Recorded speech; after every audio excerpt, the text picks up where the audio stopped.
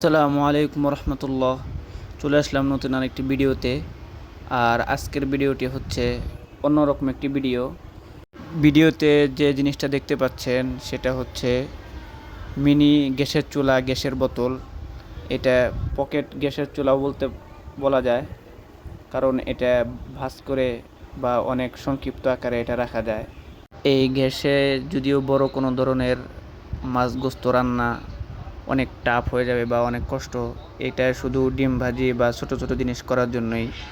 আর এটা মাদ্রাসার ছাত্রদের জন্যই বেস্ট, কারণ মাদ্রাসায় যখন খাবার একটু নিম হয় তখন ছাত্ররা ডিম ভাজি বা কোনো তরকারি গরম করতে পারবে আগে থেকে রান্না করা থাকলে। এই সিস্টেমের জন্য অনেক বেস্ট এই জিনিসটা।